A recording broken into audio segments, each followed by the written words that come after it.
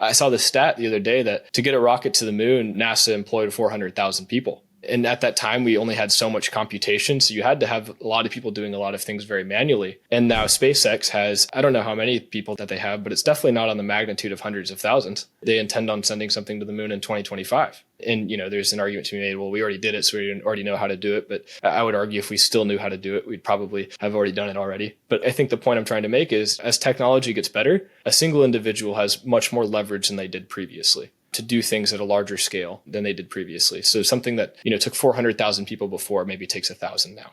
Just Googled it. SpaceX has 13,000 employees. So 13,000.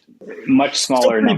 Still pretty big, yeah. but not even on the same magnitude. And I'm sure we'll see that go down over time, especially in SpaceX's situation, AIs that are more embodied in the physical world, which is ironic enough. Elon Musk is also concurrently working on that.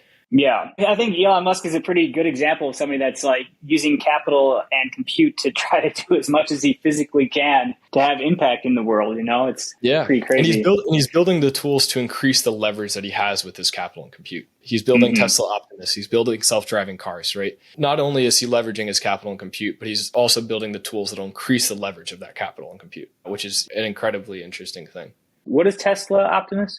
So Tesla Optimus is basically humanoid robots with an AI as a brain. And the idea there is, if we can make a humanoid robot for $10,000 that can do anything that a human can do, but better, theoretically with a similar amount of intelligence or the effective amount of intelligence, well, you could make a one-time payment for $10,000 for a robot that could do a fair amount of tasks that you would normally pay a person to do. Maybe you'd pay a person $80,000, right? I mean, the numbers are relatively arbitrary, but I think the scales are what matter. You could pay a robot to do something that a person does for a much cheaper price. And then as time goes on, the complexity of the task that you can give that robot will increase, maybe eventually to the point the complexity of the task is actually larger than what you could ask a person to do. Because maybe you can make a robot stronger, and instead of needing 10 people to lift something, you need one. Or you can just, the kind of ways, the tools that you have to make things happen kind of fundamentally change. And then, anytime you're able to kind of reach a 10x like that, new things are possible that weren't possible before, which is what's really interesting. Incredible.